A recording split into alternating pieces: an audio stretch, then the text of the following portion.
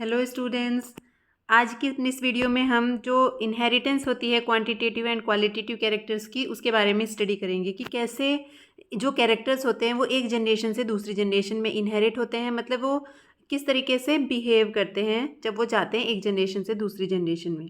Plus हमने जो quantitative characters हैं और क्वालिटेटिव कैरेक्टर्स हैं उनको हमने एक सेपरेट वीडियो में पहले ही डिस्कस किया हुआ है।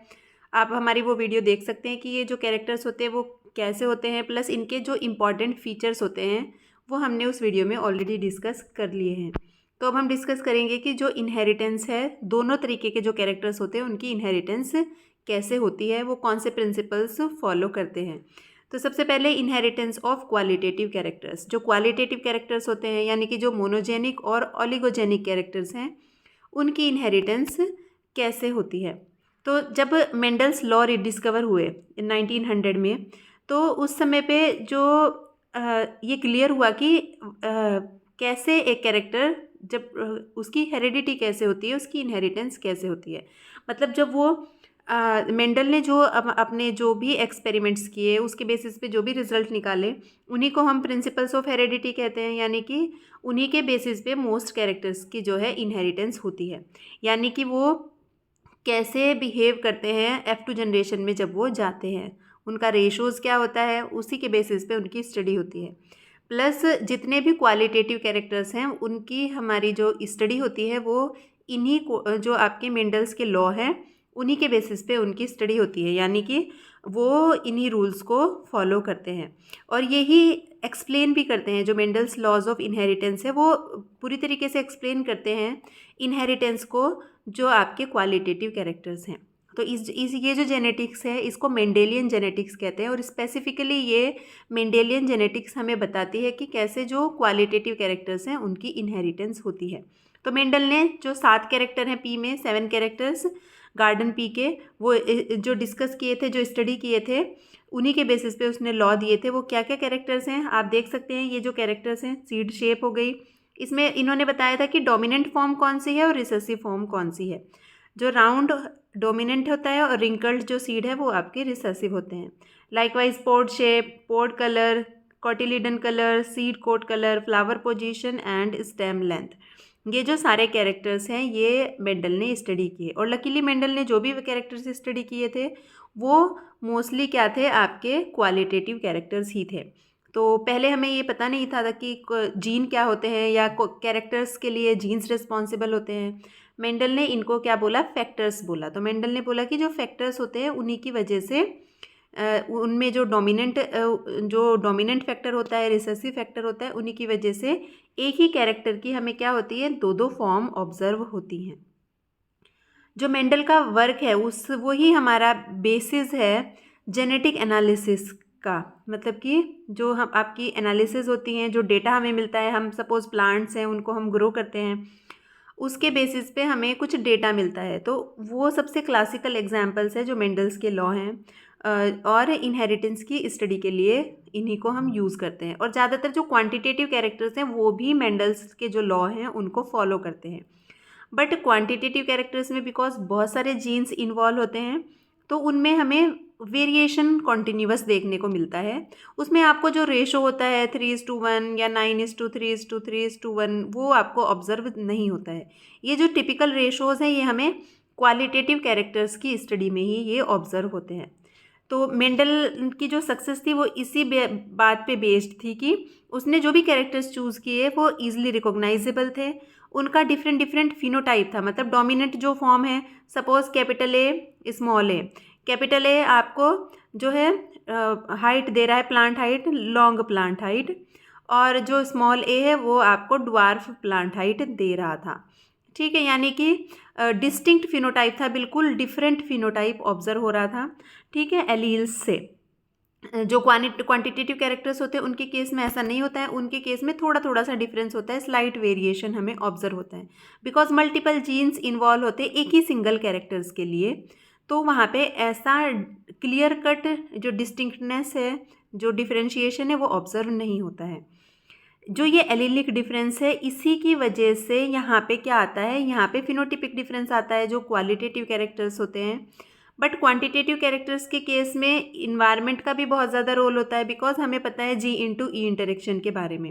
यहाँ पे क्वालिटेटिव कैरेक्टर्स के केस में G/E इंटरेक्शन बहुत ही कम होता है, बिकॉज नंबर ऑफ जीन्स, या तो एक ही जीन इन्वॉल्व होता है या less than 10 number of genes हमारे इन्वॉल्व होते हैं किसी भी क्वालिटेटिव कैरेक्टर के लिए। तो इसीलिए यहाँ पे इन्वायरमेंट के साथ उतना इंटरेक्शन होता नहीं है, तो आपको इस तरीके के जो रेशो है 3:1 या 9:3:3:1 ये आपको ऑब्जर्व हो जाते हैं।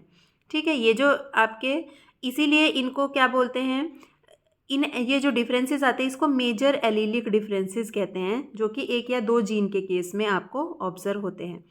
और जो जीन होते हैं उनको मेजर जीन कहते हैं, और इन जो ये कैरेक्टर होते हैं क्वालिटेटिव कैरेक्टर, इसीलिए इनको मेजर जेनिक कैरेक्टर्स या क्वालिटेटिव कैरेक्टर्स हम कहते हैं।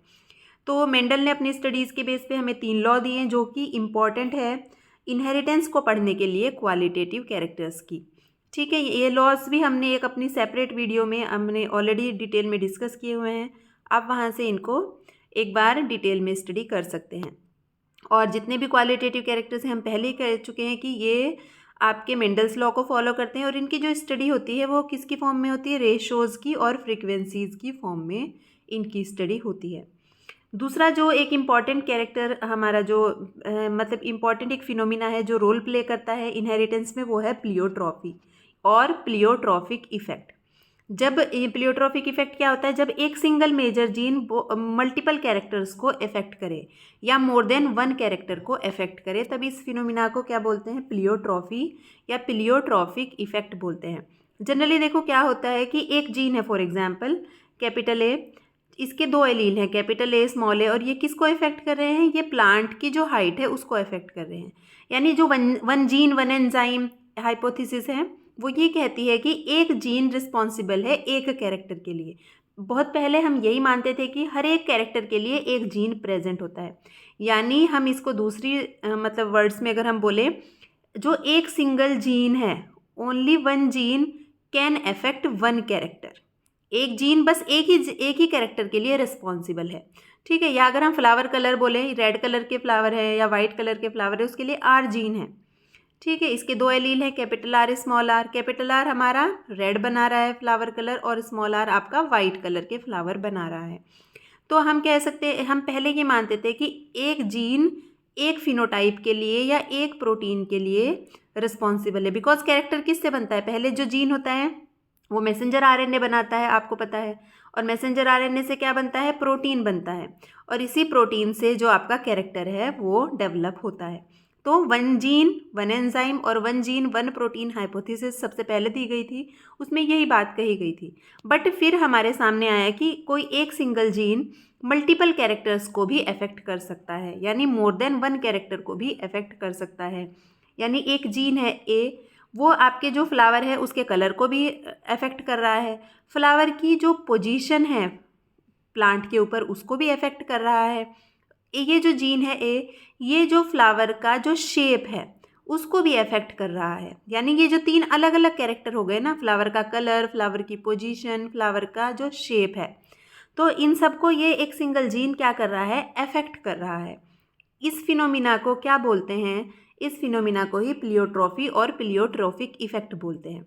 फॉर एग्जाम्पल वीट में लीफ रस्ट रेजिस्टेंस जीन है जो LR34, ये क्या है, बेसिकली ये लीफ रस्ट की रेजिस्टेंस देता है। बट ये क्या करता है, ये रेजिस्टेंस भी देता है येलो रस्ट के अगेंस्ट, स्टेम रस्ट के अगेंस्ट भी देता है, पाउडरी मिल्ड्यू के अगेंस्ट भी ये रेजिस्टेंस देता है, बढ़ाता है, मतलब इंक्रीज करता है, और लीफ टिप नेक्रोसिस को भी ये डिटरमाइन करता है।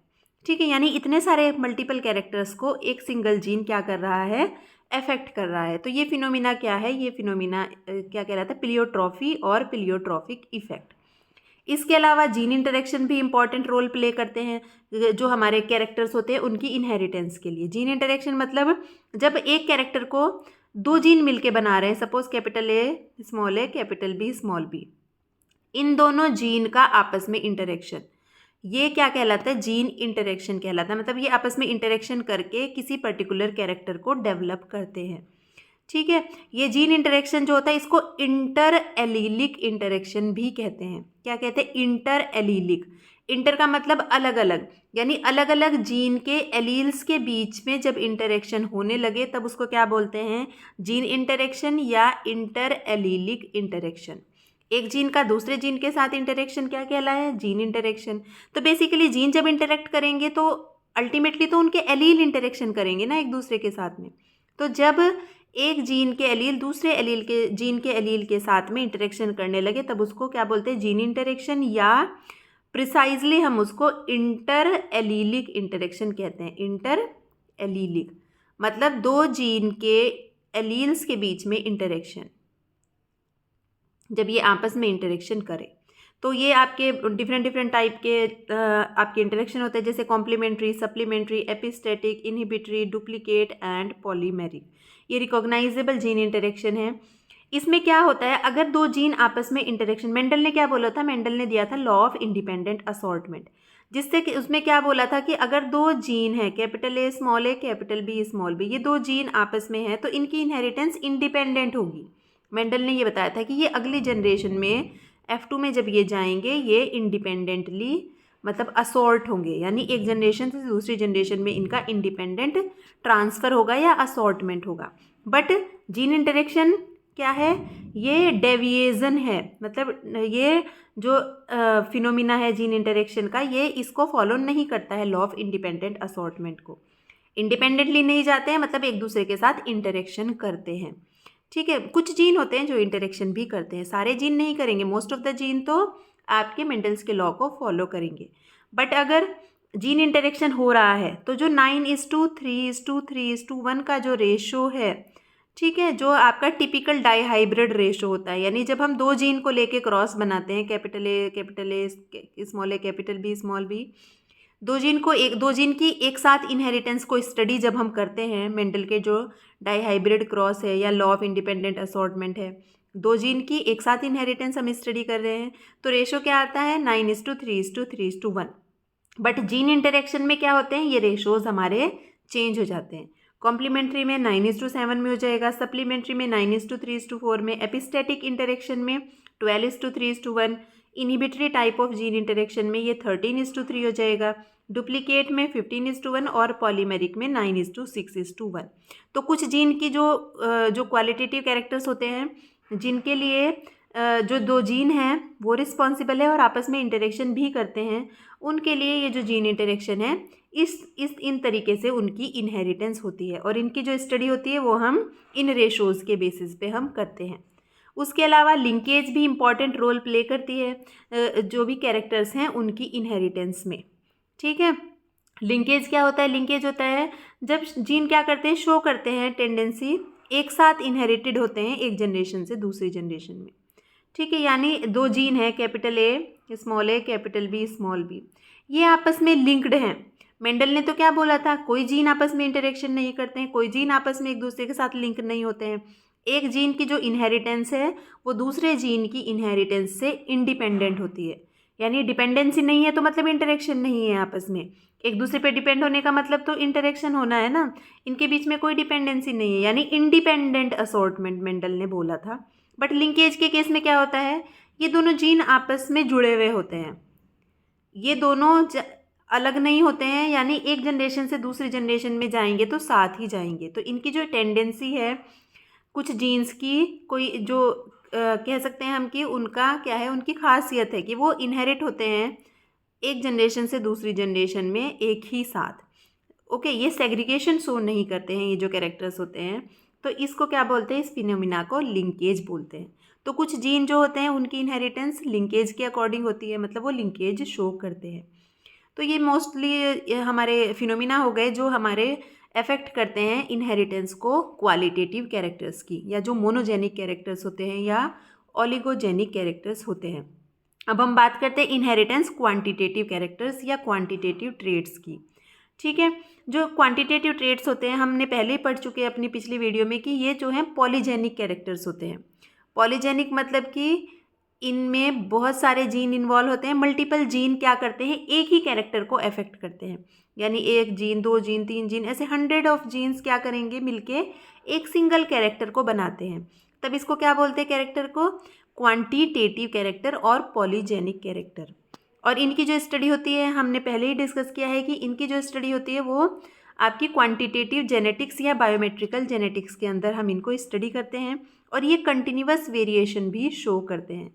मतलब इनको रेशोज़ में हम नहीं डिवाइड कर सकते कि 3:1 का रेशो मिल रहा है हमें या 9:3:3:1 का रेशो मिल रहा है, क्योंकि बहुत सारे जीन एक ही कैरेक्टर को अफेक्ट करते हैं और जितने ज़्यादा जीन इन्वॉल्व होंगे उतना ज़्यादा G/E इंटरेक्शन होगा। यानी जीनोटाइप का इन्वायरमेंट के साथ इंटरेक्शन, जीन्स का इन्वायरमेंट के साथ इंटरेक्शन होगा। अब अगर सपोज क्वालिटेटिव कैरेक्टर था, वहाँ पे एक ही जीन इन्वॉल्व है, एक ही जीन क्या बना रहा है, एक पर्टिकुलर कैरेक्टर को बना रहा है, ठीक है। अब अगर वो जीन एक कैरेक्टर को बना रहा है तो उसका एक ही जीन का इन्वायरमेंट के साथ इंटरेक्शन होगा, तो थोड़ा सा अमाउंट होगा इंटरेक्शन का। जबकि जो क्वांटिटेटिव कैरेक्टर्स होते हैं वहाँ पे बहुत सारे कैरेक्टर, सपोज 50 जीन आपके एक सिंगल कैरेक्टर को बना रहे हैं। अब जो 50 जीन है वो इन्वायरमेंट के साथ भी तो 50 टाइम्स ज़्यादा इंटरेक्शन करेंगे, तो G/E इंटरेक्शन ज़्यादा हो जाएगा। अब G/E इंटरेक्शन ज़्यादा हो जाएगा तो उसकी वजह से वेरिएशन भी ज़्यादा आएगा, यानी वहाँ पे कंटिन्यूअस वेरिएशन आपको देखने को मिलेगा। अगर हम सपोज फॉर एग्जांपल एक कैरेक्टर मानते हैं ग्रेन यील्ड, तो एक प्लांट, दूसरे प्लांट, तीसरे प्लांट, चौथे प्लांट, पांचवें प्लांट, सारे प्लांट्स की जो ग्रेन यील्ड है उनमें वेरिएशन आएगा। आप ग्रेन यील्ड के बेस पे ये नहीं कह सकते कि ये जो प्लांट्स हैं इनको 3:1 के रेशो में ये डिवाइड हो रहे हैं, कि जो 3 प्लांट हैं वो 40 ग्राम यील्ड दे रहे हैं जबकि एक प्लांट जो है वो 20 ग्राम यील्ड दे रहा है। ऐसे नहीं कह सकते हो आप, इसमें कंटिन्यूअस वेरिएशन होगा। हो सकता है पहला प्लांट आपको 20 ग्राम यील्ड दे रहा हो, दूसरा प्लांट 25, तीसरा प्लांट 28, चौथा प्लांट 24, पांचवा प्लांट 20, ऐसे करके आपको वेरिएशन मिलेगा, कंटिन्यूअस वेरिएशन मिलेगा। इन प्लांट्स को आप कोई 2 कैटेगरी में डिवाइड नहीं कर सकते, बिकॉज ये कैरेक्टर क्या है, पॉलीजेनिक कैरेक्टर है और क्वांटिटेटिव कैरेक्टर है, ठीक है। तो सबसे पहले जो क्वांटिटेटिव कैरेक्टर्स की स्टडी का जो फाउंडेशन थी वो किसने रखी, एक साइंटिस्ट थे गाल्टन, फ्रांसिस गाल्टन। 1989 में यानी 1989 में इन्होंने सबसे पहले स्टडी करना शुरू किया क्वांटिटेटिव वेरिएशन को। क्वांटिटेटिव वेरिएशन मीन्स जो वेरिएशन हमें क्वांटिटेटिव कैरेक्टर्स के अंदर देखने को मिलता है, ठीक है। यानी उस समय पे क्या था, कोई डिटेल नॉलेज नहीं थी जीन्स के बारे में, तब तक हमें ये नहीं पता था क्योंकि मेंडल्स के लॉ भी रीडिस्कवर नहीं हुए थे उस टाइम तक, तो हमें ये नहीं पता था तब तक कि जीन क्या होते हैं, एलील्स क्या होते हैं, कैरेक्टर्स को वो कैसे अफेक्ट करते हैं। तो उस समय तक यही माना जाता है कि था कि जो क्वांटिटेटिव ट्रेड्स होते हैं वो जीन्स की जो मिक्सिंग हो जाती है, आपस में ब्लेंडिंग हो जाती है, उसकी वजह से बनते हैं। यानी पहले ये मानते थे कि जो क्वालिटेटिव कैरेक्टर हैं, यानी कि जो हमने अभी डिस्कस किए, जिनमें हमें ऐसे 3:1 का रेशो मिल रहा है, यानी क्लियर कट फिनोटाइप देखने को मिल रहा है, जैसे हमें रेड फ्लावर और वाइट फ्लावर अलग अलग एकदम क्लियर कट डिफ्रेंशिएशन देखने को मिलता है। जबकि ग्रेन यील्ड में अगर हम बात करें ऐसा नहीं होगा, क्योंकि वो क्वांटिटेटिव कैरेक्टर है। हर एक प्लांट के आपको जितने भी प्लांट है, मान लो 10 प्लांट है, इन 10 प्लांट के अगर फ्लावर की बात करें, इनको आप कैटेगराइज कर सकते हो। कुछ फ्लावर होंगे उनका रेड कलर होगा उनके फ्लावर का, कुछ फ्लावर होंगे उनका वाइट कलर होगा, बट क्वांटिटेटिव कैरेक्टर्स में ऐसा नहीं हो सकता। तो ऐसा माना जाता था पहले कि कैरेक्टर्स की मिक्सिंग हो जाती है, इसलिए हमें वेरिएशन देखने को मिलता है। बट जब मेंडल्स लॉ रिडिस्कवर हुए तब उसके बाद 2 डिफरेंट व्यू या 2 डिफरेंट फॉर्म्स आपके डेवलप हुई। इन बहुत सारी डेवलप हुई वैसे तो, बट उनमें से जो 2 व्यू थे वो बहुत ज़्यादा इंपॉर्टेंट थे। पहला था मेंडेलियंस व्यू, दूसरा था बायोमेट्रिशियन व्यू। मेंडेलियन व्यू ये प्रपोज किया इसने कि जो हेरिटेबल कैरेक्टर्स होते हैं वो क्वालिटेटिव होते हैं और उनमें डिसकंटिन्यूअस डिस्ट्रीब्यूशन होता है, यानी डिसकंटिन्यूअस वेरिएशन होता है। डिसकंटिन्यूअस का मतलब वही कि आप उनको कैटेगराइज कर सकते हो 2 कैटेगरी में, 3 कैटेगरी में, 4 कैटेगरी में, मतलब उनमें ज़्यादा फिनोटाइप आपको देखने को नहीं मिलेंगे। जैसे हमने मेंडल्स के जो आपके कैरेक्टर है हमने उनको स्टडी किया है। और जो बायोमेट्रिशियन व्यू था ये बिलीव करता था कि जो हेरिटेबल वेरिएशन होता है कैरेक्टर्स के अंदर वो क्वांटिटेटिव होता है और उसमें कंटिन्यूअस डिस्ट्रीब्यूशन होता है। तो पहले हमें ये नहीं पता था कि हम ये नहीं था कि एक कैरेक्टर को बहुत सारे जीन भी अफेक्ट कर सकते हैं, ये तो बाद में हमने डिस्कवर किया, ठीक है। तो ये दोनों ही व्यू सही थे, बट दोनों व्यू किसके लिए सही थे, मेंडेलियन व्यू हमारा क्वालिटेटिव कैरेक्टर्स के लिए सही था और जो बायोमेट्रिशियन व्यू था ये हमारा क्वांटिटेटिव कैरेक्टर्स के स्टडी के लिए बिल्कुल ठीक था, क्योंकि क्वांटिटेटिव कैरेक्टर्स आपके इसी तरीके से बिहेव करते हैं, कंटिन्यूअस डिस्ट्रीब्यूशन होता है उनमें, कंटिन्यूअस वेरिएशन होता है। उसके बाद जब मेंडल्स लॉ डिस्कवर हो गए, उसके बाद जोहानसन ने 1903 में इन्होंने अपना प्योर लाइन थ्योरी दी। इन्होंने एक्सपेरिमेंट किए फ्रेंच बीन फेसियोलस वल्गैरिस पे और इन्होंने पोस्टुलेट की प्योर लाइन थ्योरी।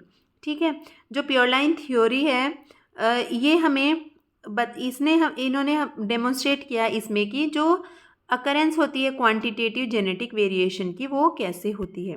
कई बार क्या होता है कि जेनेटिकली जो प्लांट होते हैं वो सेम होते हैं, बट फिर भी उनमें अगर आप बाहर से देखोगे उनके फिनोटाइप में डिफरेंस नज़र आता है। तो इन्होंने अपना एक्सपेरिमेंट किया फ्रेंच बीन पे, फेसियोलस वल्गैरिस पे। इन्होंने इसकी एक प्रिंसेस वैरायटी थी, उसको इन्होंने अपने एक्सपेरिमेंट में लिया। इन्होंने देखा जो प्रिंसेस वैरायटी है उसका जो भी सीड है, सपोज उसमें कोई सीड का साइज़ बड़ा है, किसी सीड का साइज़ छोटा है, या हम कहें कि एक सीड का जो वेट है वो बहुत कम था, दूसरे सीड का बहुत ज़्यादा वेट था, तीसरे का उससे अलग था, चौथे का फिर अलग था, मतलब वेरिएबल सीड का जो वेट था वो वेरिएबल था। ठीक है, ऑल्दो वो सारे सीड बिलोंग करते थे किसको, प्रिंसेस वैरायटी को, फेसियोलस वल्गैरिस की, बट उसकी जो सीड की जो साइज़ था उसमें डिफरेंस था, और साइज़ में डिफरेंस होने की वजह से क्या था, उसके वेट में डिफरेंस था। तो जोहानसन ने एक्सपेरिमेंट करके ये कंक्लूड किया कि जो सीड के वेट में वेरिएशन है एक प्रिंसेस वैरायटी के अंदर, वो ड्यू टू द इन्वायरमेंट है और उसका कोई जेनेटिक बेस नहीं है। तो जो समटाइम क्या होता है, हमने वही बोला कि इन्वायरमेंट के साथ इंटरेक्शन होता है, हर एक प्लांट का अपना अलग इंटरेक्शन होगा। सपोज एक प्लांट है, ये इसका एक इन्वायरमेंट है, माइक्रो इन्वायरमेंट, दूसरा प्लांट है इसका कुछ माइक्रो इन्वायरमेंट है, तीसरे का चौथे का माइक्रो इन्वायरमेंट है। माइक्रो इन्वायरमेंट मतलब आसपास का जो इन्वायरमेंट है। ये जो सेम जीन होने के बावजूद भी ये अपने इन्वायरमेंट के साथ अलग अलग इंटरेक्शन करते हैं, बिकॉज हो सकता है इसके आसपास का जो इन्वायरमेंटल कंडीशन है, जो एग्रोक्लाइमेटिक कंडीशन है, वो अच्छी हो, और इस प्लांट के आसपास की एग्रोक्लाइमेटिक कंडीशन क्या हो, थोड़ी सी एडवर्स हो प्लांट के लिए। तो इसीलिए इसकी वजह से वेरिएशन आ जाता है, और वही वेरिएशन क्या था, सीड का जो आपका साइज़ था या सीड का जो वेट था उसमें वेरिएशन का रीज़न था। इसलिए इसने बोला ये प्योरली इन्वायरमेंट की वजह से था, ये कोई जेनेटिक नहीं था। जेनेटिकली वो सारे प्लांट ही, उनमें सब प्लांट जो सीड थे उनके सब में जीन सेम थे, चाहे सीड का वेट कम हो चाहे सीड का वेट ज़्यादा हो। ठीक है, तो जॉनसन ने अपने एक्सपेरिमेंट में क्या किया, इसने कुछ प्योर लाइंस आइसोलेट की और उन प्योर लाइंस को इसने ऑब्जर्व किया। इसने देखा कि हर एक प्योर लाइन के अंदर डिफरेंट डिफरेंट साइज़ के वेट के जो सीड हैं वो हैं, बट फिर भी उनमें कोई जेनेटिक डिफरेंस नहीं था। तो इसने कंक्लूड किया कि ये जो है आपका वेरिएशन है ये इन्वायरमेंट की वजह से है, और इसने एविडेंस भी प्रोवाइड किए कि कोई जेनेटिक वेरिएशन नहीं है, बट ये जो एक प्लांट से दूसरे प्लांट के इन्वायरमेंटल कंडीशन में जो वेरिएशन है उसी की वजह से ये जो है आपके सीड के वेट में या सीड के साइज़ में ये डिफरेंस आ रहा है। ऑल्दो आपने देखा कि इन्होंने देखा कि डिफरेंट डिफरेंट जो है सीड का जो वेट है उनको मिला, कोई आपको 450 ग्राम, 350 ग्राम, ठीक है, 380 ग्राम्स, ऐसे करके इनको बहुत सारे वेरिएशन मिला, यानी कंटिन्यूअस वेरिएशन मिला। बट जो जिस प्लांट से ये सीड बना था उन प्लांट्स के जीनोटाइप में कोई भी डिफरेंस नहीं था। ओके, तो उसके बाद यूल ने 1906 में फिर से प्रपोज किया कि जो कॉन्टिन्यूअस क्वांटिटेटिव वेरिएशन मिलता है ये किससे मिलता है, लार्ज नंबर ऑफ जीन से मिलता है।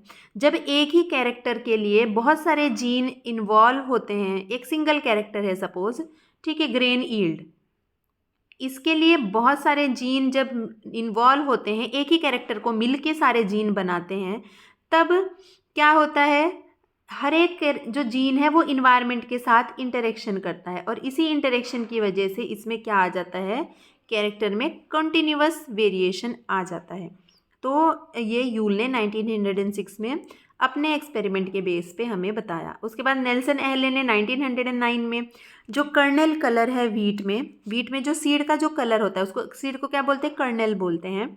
जनरली हम वीट में जो ग्रेन होता है वीट का, आपने देखा होगा, वीट क्या है, मोनोकोट है। इसमें क्या है, आपको जो कर्नल कलर है वो, उसके बारे में इन्वेस्टिगेशन की नेल्सन एहले ने 1909 में। इन्होंने बताया कि ये जो कर्नल का जो कलर है वीट में, इसके लिए 3 जीन प्रेजेंट होते हैं, यानी 3 जीन मिलके इस कैरेक्टर को बनाते हैं। ए, बी और सी जीन, अगर तीनों जीन डोमिनेंट प्रेजेंट हो तो red colour, dark red colour develop होता है, और अगर तीनों ही एब्सेंट हो तब आपको जो रिसेसिव कैरेक्टर है, वाइट कलर का जो कर्नल है, वो ऑब्जर्व होता है। यानी तीनों ही जीन क्या बनाते हैं, रेड कलर डेवलप करते हैं। अगर कैपिटल ए भी प्रेजेंट हो वो भी रेड कलर बनाएगा, कैपिटल बी ये भी रेड कलर बनाएगा, कैपिटल सी भी प्रेजेंट हो ये भी रेड कलर बनाएगा। तीनों चाहे अकेले अकेले प्रेजेंट हो या तीनों साथ में प्रेजेंट हो, ये क्या बनाएंगे, रेड कलर बनाएंगे। वाइट कलर कब ऑब्जर्व होगा, जब तीनों ही डोमिनेंट एलील हमारे एब्सेंट होंगे, यानी रिसेसिव कंडीशन आपको तब ऑब्जर्व होगी। तो जो तीनों जीन पेयर हैं, निल्सन हेले ने बोला कि ये तीनों ही मेंडेलियन फैशन में सेग्रीगेट होते हैं। ठीक है, यानी अगर हम तीनों अलग अलग की बात करें, capital A small A, capital B, जो कैपिटल बी स्मॉल बी है, कैपिटल सी स्मॉल सी, अगर इनको सेपरेटली हम देखें तो सेपरेटली ये मेंडेलियन इनहेरिटेंस फॉलो करते थे। बट जब हमने दो कैरेक्टर, जैसे उन्होंने बताया कि जब capital A small A segregate हुआ, F2 जनरेशन बनाई, तो 3:1 का रेशो ऑब्जर्व हुआ, 3 रेड और 1 वाइट। जब उन्होंने दो जीन को एक साथ स्टडी किया तब उन्होंने पाया कि 15:1 का रेशो उनको ऑब्जर्व हुआ, रेड और वाइट। होना तो चाहिए था 9:3:3:1, बट उनको क्या ऑब्जर्व हुआ, 15:1 का रेशो ऑब्जर्व हुआ। यानी हम सबको पता है कि जब स्मॉल ए स्मॉल बी एक साथ आएंगे तभी वाइट कलर ऑब्जर्व होगा। अदरवाइज चाहे कैपिटल ए कैपिटल बी हो, या कैपिटल ए स्मॉल बी हो, या small A capital B small B हो, जब भी एक भी डोमिनेंट एलील प्रेजेंट होगा या दोनों डोमिनेंट एलील प्रेजेंट होंगे तब हमें रेड कलर मिलेगा। उन्होंने एक और बात, तीनों जीन को एक साथ स्टडी किया तो तीनों जीन के केस में उनको ट्राई हाइब्रिड रेशो ये मिलना चाहिए था, बट उनको क्या मिला, 63:1 का रेशो मिला। इसमें उन्होंने कंक्लूड किया कि जो तीनों जीन है वो तीनों ही रेड कलर बनाते हैं। अगर वो अकेला प्रेजेंट हो ए तभी भी वो रेड कलर बनाएगा, अकेला बी भी रेड कलर बनाएगा, अकेला सी भी रेड कलर बनाएगा।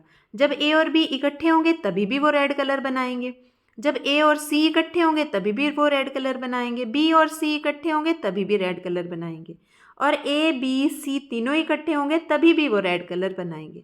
बट इंटेंसिटी बढ़ती जाएगी। यहाँ पे जो सिंगल अगर एलील प्रेजेंट है, डोमिनेंट एलील, तो वो कुछ लाइट रेड कलर बनाएगा। जब दो डोमिनेंट एलील एक साथ प्रेजेंट होंगे तब वो थोड़ा डार्क कलर बनाएंगे, और जब तीनों ही एक साथ प्रेजेंट होंगे वो सबसे ज़्यादा डार्क रेड कलर बनाएंगे, बट बनाएंगे रेड कलर ही। और वाइट कलर कब मिलेगा, जब वो तीनों स्मॉल ए स्मॉल बी स्मॉल सी एक साथ प्रेजेंट होंगे, मतलब तीनों ही रिसेसिव कंडीशन में होंगे तो बस वाइट मिलेगा।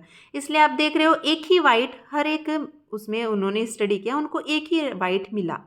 ठीक है, तो इस पे उन्होंने ऑब्जर्व किया कि हर एक डोमिनेंट जीन क्या है, डिग्री ऑफ रेडनेस ऐड करता है, यानी कॉन्टिन्यूअस वेरिएशन हमें देता है। ठीक है, from light red to dark red. ठीक है, यानी हम इनको कैटेगरी में किसी डिवाइड नहीं कर सकते हैं, आपको थोड़ा थोड़ा सा डिफरेंस मिलेगा बट सब में रेड कलर मिलेगा। तो इस टाइप का ही जो वेरिएशन होता है, जब बहुत ज़्यादा जीन आपके एक कैरेक्टर को अफेक्ट करते हैं तब हमें ऑब्जर्व होता है। यानी ये जो कैरेक्टर है वो क्या था, एक क्वांटिटेटिव कैरेक्टर, हम उसको मतलब डिस्कस कर सकते हैं कि वो क्वांटिटेटिव कैरेक्टर की तरह बिहेव कर रहा था। ठीक है, इस स्टडी से हमें ये रियलाइज़ हुआ कि जो फिनोटिपिक एक्सप्रेशन होता है वो प्रोपोर्शनल होता है to the factor dosages, and phenotypic variation would be continuous. एक तो ये कंटिन्यूअस होता है, दूसरा फैक्टर डोजेज का मतलब होता है जीन की जो डोज है। मैंने आपको बताया ना, जब अकेला कैपिटल ए है तो रेड कलर बना रहा है बट लाइट होगा, ए बी एक साथ है तो थोड़ा सा और डार्क रेड होगा, ए और बी सी क्या है, बहुत ही ज़्यादा डार्क बनाएंगे। यानी यहाँ पे एक ही फैक्टर, पहले जो है मेंडल ने जीन को क्या बोला था, फैक्टर बोला था। ठीक है, ये जीन टर्म तो बहुत बाद में आई। ठीक है, ए बी एक साथ होंगे, दो फैक्टर हैं तो थोड़ा और डार्क हो जाएगा, और तीन फैक्टर इन्वॉल्व हैं तो थोड़ा और ज़्यादा डार्क हो जाएगा। ठीक है, यानी ये फैक्टर की डोज है, इसीलिए इसको क्या बोलते हैं, इसको बाद में मल्टीपल फैक्टर भी बोला गया, और इसके बेस पे एक मल्टीपल फैक्टर हाइपोथेसिस दी गई क्वांटिटेटिव कैरेक्टर्स को डिस्कस करने के लिए। अब बाद में ये जो मल्टीपल फैक्टर की जो ये टर्म है, मल्टीपल फैक्टर, इसको रिप्लेस किया गया पॉलीजीन से। माथर ने 1941 में इसको पॉलीजेनिक कैरेक्टर बोला या पॉलीजीन बोला। हम अब सबको पता है कि जो क्वांटिटेटिव कैरेक्टर्स होते हैं they are polygenic. Polygenic means जिसमें बहुत सारे जीन एक ही कैरेक्टर को बनाते हैं, यानी एक ही कैरेक्टर को जब बहुत सारे जीन मिलके अफेक्ट करते हैं, यही मल्टीपल फैक्टर है। Multiple factor means multiple gene. Factor पहले हम फैक्टर जीन को क्या बोलते थे, फैक्टर बोलते थे, ठीक है। तो ये पॉलीजीन टर्म कब आई, 1941 में माथर ने ये टर्म दी। इन्होंने बताया कि ये जो कैरेक्टर्स होते हैं ये कंटिन्यूअस वेरिएशन शो करते हैं और पॉलीजेनिक कैरेक्टर होते हैं, ठीक है। हमने बता दिया कि जो पॉलीजीन्स होते हैं वो बहुत सारे जीन जब छोटा छोटा इफेक्ट डालते हैं एक कैरेक्टर के ऊपर और उस कैरेक्टर को बनाते हैं, ठीक है, उसमें उसको क्या बोलते हैं हम, पॉलीजेनिक कैरेक्टर बोलते हैं, ठीक है। हर एक कैरेक्टर का थोड़ा थोड़ा सा इफेक्ट होगा ना, उस कैरेक्टर मतलब हर एक जीन का थोड़ा थोड़ा इफेक्ट होगा और एडिटिवली वो, एडिटिव का मतलब होता है उनका जो इफेक्ट है वो जुड़ता जाएगा और अल्टीमेटली आपको जो 100% रिजल्ट मिलेगा उस कैरेक्टर के रूप में, ठीक है। वहीं पे जो क्वालिटेटिव कैरेक्टर होते हैं उसमें एक ही जीन इन्वॉल्व होता है, जनरली एक ही जीन का क्या होता है 100% इफेक्ट होता है कैरेक्टर के ऊपर। तो 100 या अगर 2 जीन हैं तो 2 जीन का जनरली 50-50% इफेक्ट होता है उस पर्टिकुलर कैरेक्टर को बनाने के लिए। एडिटिव का मतलब होता है कलेक्टिवली, दोनों जीन मिलके कलेक्टिवली एक कैरेक्टर को बना रहे हैं, जबकि जो क्वांटिटेटिव कैरेक्टर होते हैं या पॉलीजेनिक कैरेक्टर होते हैं उनको बहुत सारे जीन एडिटिवली आपस में उनका इफेक्ट जुड़ता जाता है। यानी सपोज जो पहला कैरेक्टर है वो 20% इफेक्ट है, दूसरे कैरेक्टर का, दूसरे जीन का 5%, तीसरे जीन का भी 5%, तो ये आपस में प्लस होते जाएंगे ना। ये जो चौथा जीन है इसका 40% है सपोज, ऐसे करके 100% आपको मिलता है वो कैरेक्टर। उस कैरेक्टर को जितना भी उसका एक्सप्रेशन आपको दिख रहा है बाहर से वो उसका 100% है। और ये 100% कैसे आया है, ये इन जीन के एडिटिव इफेक्ट से आया है। तो इतने ये सारे कॉन्सेप्ट हमारे यूज़ होते हैं जब हम स्टडी करते हैं क्वांटिटेटिव और क्वालिटेटिव कैरेक्टर्स की। तो आई होप ये क्लियर है अब आप सबको। Thank you so much.